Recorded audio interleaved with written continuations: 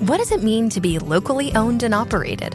For Cenex, it means everything. It means that we know if you take your coffee to go or if you like to stay a while. It means we've helped Little Leagues get jerseys and local festivals get funding. It means we know what our communities need. So you'll always leave Cenex with a full tank, full of snacks, or full of smiles. Or all of the above. And that means the world to us. Cenex, powered locally. Hey everyone, before we jump in, I wanted to share a crazy idea the CityCast Portland team came up with. We wanted to give Portland its own holiday, and we want to call it 503 Day. You know, like our area code. No diss to 971, but 503 is the OG. Now hear me out. Margarita lovers, well, they have Cinco de Mayo. Star Wars nerds have May 4th. So why can't we have May 3rd or 503? We think it's the perfect day to celebrate all that it is to be a Portlander. And after surviving another Northwest winter, I think we deserve a yearly reminder on why we love living here. But we need help, because what are we going to do on 503 Day? Like, what are some essential rules? What are our new customs? Is this the day we're all going to go on Bike Portland's comment section and harass each other and complain about cars? Or is it going to be the day we all call in sick and just go to brunch?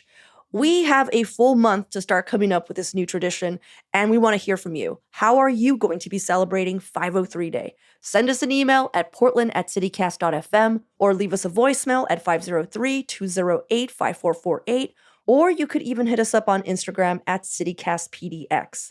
All right, now on to the episode. If you've spent any time at Portland International Airport recently, I'm sure you've noticed a lot of construction. And all those detours and dusty floors are part of the $2.1 billion renovation that's giving us a brand new terminal later this year. But what are these changes going to mean for the average traveler? And what about all the emergency landings and TSA slip-ups that have been happening at PDX recently? So today on CityCast Portland, we're talking with Christopher Neal, Director of PDX Snacks Operations for the Port of Portland. He's the guy in charge of this massive renovation project. Chris is letting us know what to expect from this expansion, if flying just got a lot more dangerous, and if a certain carpet is ever coming back. It's Wednesday, April 3rd. I'm Claudia Meza, and this is what Portland's talking about.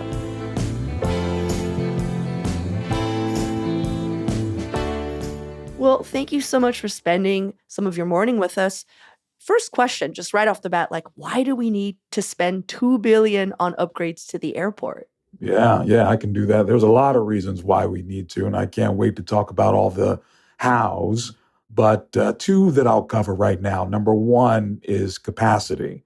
So if anybody's ever been in a mosh pit before, if we didn't grow the airport, that's what it would feel like going through the airport here in the next 10, 15 years or so. So capacity was a big deal. So we needed to get bigger, and we're getting about 1.5 times, about 40% bigger.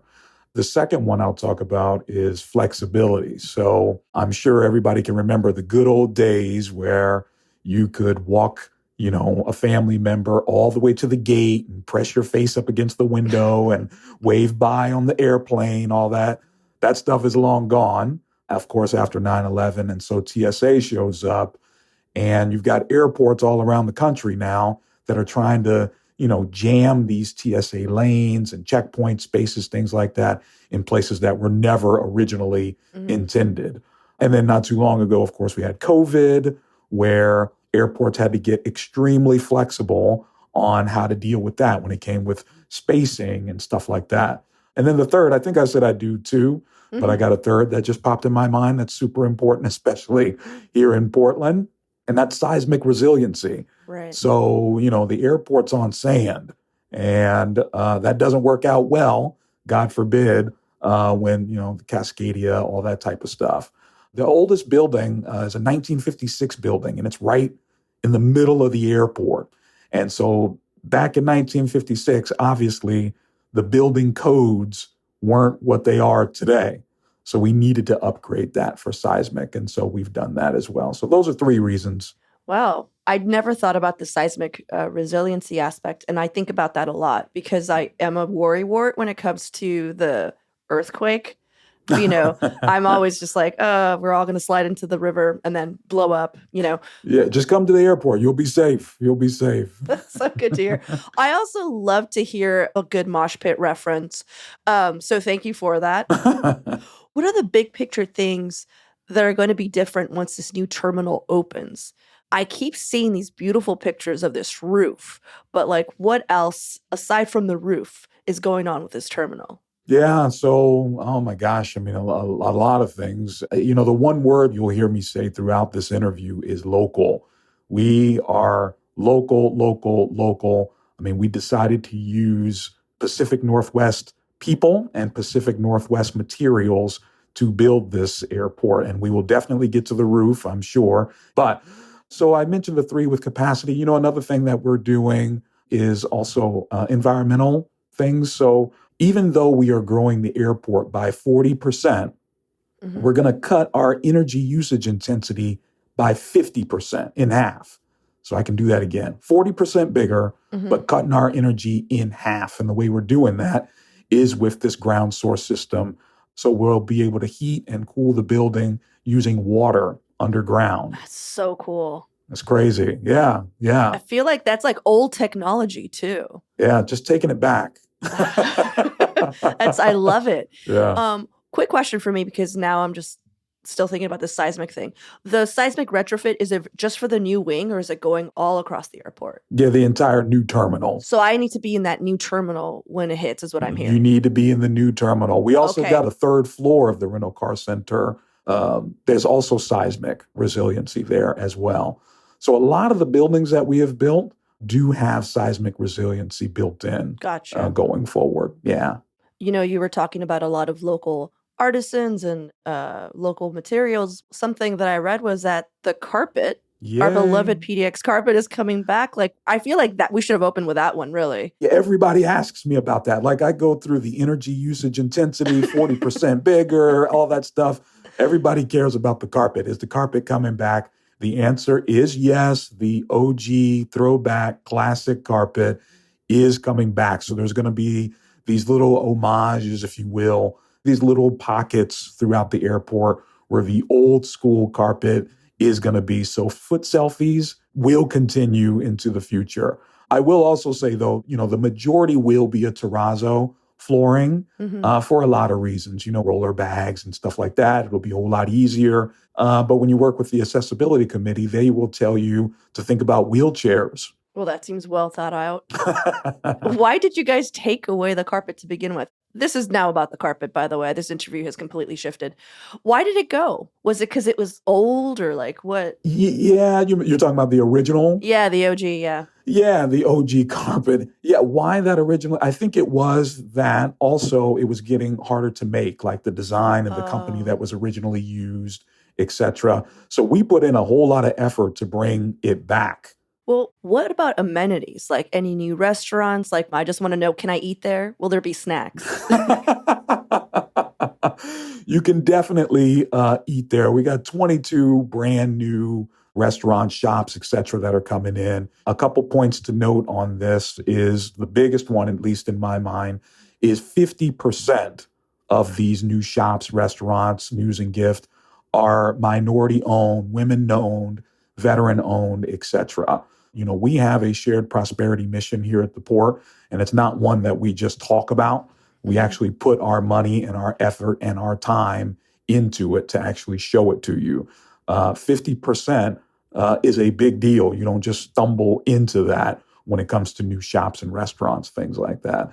The other big point, too, that people ask me about on this is street pricing, which will continue. Other airports, you go to the airport and a hamburger's $92. That's not the case here. So what you pay outside is what you pay inside. And then the big, right in the middle when you walk in the front door, this will be pre-security up on our mezzanine level is going to be the Loyal Legion. You heard of them? Mm-mm. That'll be one of the first big restaurant spots that you'll see. 99 taps, if that's interesting to you. I really only need one, but they got 98 more. That's cool. Yeah. It was supposed to open up this new wing of the airport was supposed to open up in May, but a few weeks ago, the Port of Portland announced that the grand reopening was going to be delayed because of a That's few right. close calls with construction workers. Are you at all able to tell us more about what happened? Yeah, well, I could tell you what happened. We put people over schedule, which is Mm. rare in big construction projects like this. Most time it's you focus on the money, you focus on schedule, and you just drive to get there. Earlier, I mentioned our shared prosperity mission. Safety is important, and we showed that in making this decision not too long ago. So we had some of our construction superintendents come and say, hey, some of these safety incidences that have been happening, part of that is because we're out here busting our butt every day. Thank God nobody got hurt or even got close to getting hurt. But, overall, we have a spectacular safety record with over 5 million man hours of work that's going on. And so you can imagine when you see that trend line starting to go the wrong way, regardless of if someone gets hurt or not, when you see that trend line going the wrong way like that, you have to make the decision on whether you're going to continue to force the schedule or put people first. And we chose to put people first. You should maybe forward that plan to Boeing. You should explain to them how that works. So when is it going to open then? Yeah, so we're still working through that. So as you mentioned, it was just a few weeks ago that we decided to, make the decision to do that. So we're working alongside with the entire airport community. So not just us, but the Port of Portland's in there, Hoffman Skanska is in there, TSA, FAA, airlines, everybody. We're all working together to look at when the new opening date should be. It will be this year. I'm not going to come back and say, oh, it's 2026. It's not like that. Mm-hmm. And also, I want to make sure to make clear this is just phase one. So the new roof, all the photos, all that stuff that is on social media, all of that is phase one. We still also have phase two that we need to work on. So it's just phase one for right now that we're working. How many phases, like at what phase does it open? Yeah. So there's phase one is the new terminal opening, like the main area that you've seen in all the photos. Gotcha. Phase two is what we call the nodes, and the nodes are post security. So when you walk through the security checkpoint and then you're putting your shoes on, getting the jacket back on, collecting your kids up, keep them from running around, that's the node area. And that part is part of phase two. Okay. Yeah. So only 2 phases. All right. Yeah. Well, we laugh. There's a phase three when we're kind of sweeping all the nuts and bolts and stuff under the couch, like you do when you put IKEA furniture together. But Chris, I don't want to see one bolt. I don't want to see one loose bolt in aviation anymore. All right, well, let's take a quick break here. And when we come back, we'll talk about some of the safety concerns that have come up not only at PDX, but just concerning flying in general.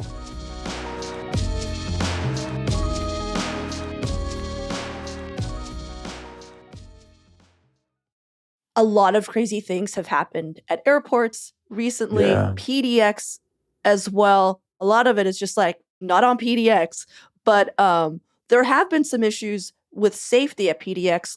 I think it was last year where a Washington State representative was able to just walk in with a gun yeah. and it just came through. And Chris, I want you to know that usually TSA is so tight at PDX that I can't sneak in a bottle of wine. And I know this because I've tried it several times. And so I was actually more mad that they didn't find this gun. And I was see that. and I was like, wait, I'm sorry. Yeah. My Pinot is just gonna get thrown out, but this gentleman gets a gun. I was curious, like, did anything, I know this is not your department, maybe perhaps, Yeah. but did anything come of that? Like, oh, this is why that happened, or like this is how we're preventing more guns from coming in. Like anything shake out from that investigation? Yeah, TSA, I don't have a lot of details on the specific investigation. I will say, before I came to the airport, I was with TSA, so I need to give a shout out to my TSA cousins there. And they really do a great job. The statistics about flying are that it's still incredibly safe to fly, regardless of the things that are happening at the airport. And safety, I've mentioned it earlier, along with some of our other guiding principles, is super important for the airport. And we take it extremely seriously. And I do think it's important for everybody to also understand that the airport is more of a support role for groups like you mentioned, the gun. That's TSA's environment there. The FAA, who controls the skies, and then of course the airlines, who are responsible for the planes and passengers taking off, landing safely, etc. So in the event of like an emergency landing or something big like that, that's really where the airport itself comes into play. So when they need us for something that's within our wheelhouse, we're there. Yeah, I would just wonder how much pressure or, like you've worked at TSA, so I know it's a separate thing, but we had a listener write in and he said, like, we were often audited by the FAA to see if our ramp agents and cleaning crews would catch hidden weapons during their cleanings. These same audits were performed on TSA as well, in which FAA would try and smuggle weapons through TSA to see if they get flagged. The results are utterly disturbing, to say the least. They failed these audits about 90% of the time at most airports. Again, this is like a guy writing in, so I can't be like, Yeah. I Googled this 90%. Because I did make a whole thing. I was like, TSA feels like safety theater sometimes, Chris. Like Yeah. it's a perception of us feeling safe. Okay. But once this gun incident happened, a lot of other numbers started coming out where they're just like, oh yeah, guns all the time. So Yeah. I do worry sometimes because like my bottle of wine, Chris, is not going to hurt anyone. What if the TSA stopped looking for things that aren't going to hurt anyone and just focused all of their brain power on Yeah. gun and Yeah. bomb? Yeah. Have we thought about maybe telling them that? Yeah, I got to stand up for those guys. Number Okay, I one, wanna that hear it. 90% thing I wouldn't agree It with seemed that a little wonky. Yeah. at all. We used to, I'm not sure if we still do this. It would be important, I think. There would always be this annual news cycle that we would do with the local news where TSA would actually lay out a lot of the items that they actually find. And we used to do a segment on that. Maybe we should start that back up again, because you're right. If you don't see it, it's hard for you to recognize it. The only thing you see is your bottle of wine get taken. You don't necessarily see, the potential IED, the gun, the Mhm. throwing stars, Claudia. I mean, crazy stuff. Well, another thing I wanted to ask, again, not part of the PDX purview, but a lot of planes have been having issues. And for some reason, a bit of them are landing at PDX. Like, I feel like that one Alaska plane whose panel flew off during the takeoff really Yeah. just started this bit of a media frenzy where we're now everything that happens, we're aware of. Yeah, on it. Yeah, so I was curious. I mean, like United, I feel like every other day is having an issue, like windows cracking, engines on fire, nothing fatal, of course, but a Right. lot of emergency landings, some at PDX. Like you said, you've worked at TSA, you work at a very busy airport. What we're seeing, is it the media like actually just paying more attention? Like, does that stuff happen all the time, like non-fatal accidents? Or is this No. is this just like, yeah, this isn't usual at all? This is unusual. That stuff does not happen all the time. Now, I mentioned a minute ago that, it will continue to be incredibly safe to fly at any airport. The FAA, who's in charge of the airspace and the regulations and stuff, is incredible about that. Airlines as well. A lot of these incidents I know that you've seen, they're quick on the corrective action and, what they're doing to make sure that these incidences don't happen again. As I mentioned, the airport, it's our job to make sure that there's a safe airfield and ground support when these things do happen. PDX, we have our own fire department, our own police department, which was my previous role before I came to this job. And so they're there as well as a support at the ready in case any of these things come up. But no, this is not something that happens all the time and some secret. No, it's a weird moment.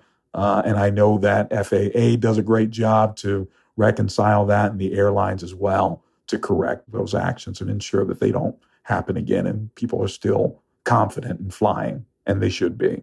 Right. Well, here are the last two questions, very important. I think the most important ones. What's your least favorite airport? We won't tell them. It'll stay here. Everyone I don't- listening, don't tell anybody. Yeah, Christopher's going to yeah. talk some shit right now. Shh. Mm. Okay, Chris, what's your least favorite airport?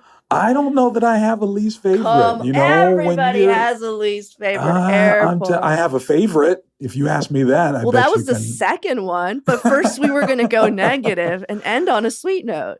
Yeah. I don't know that I have a least favorite, honestly. I'm super proud of what we do here at PDX. So before you even ask it, obviously PDX is my fave. Aside from PDX, what would be your favorite?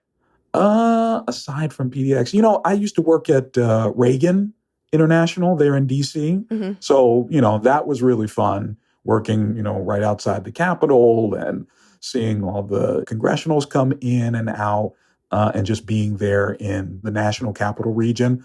That was fun. That's really cool. PDX is definitely my favorite. I also love Long Beach. I don't know if you've been to Long Beach. It's just like this junior little airport.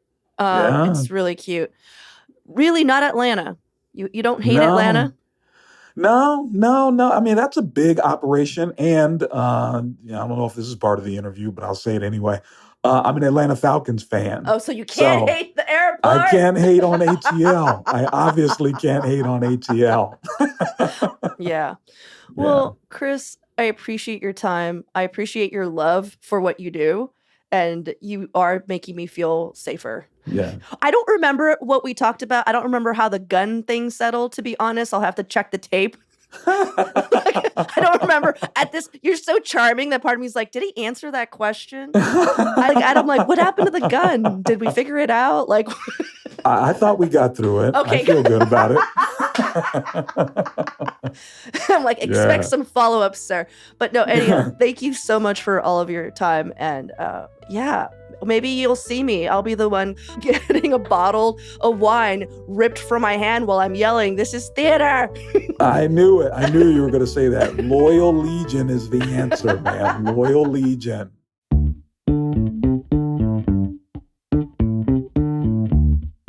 Well, that's all for today here on CityCast Portland. Thanks so much for listening.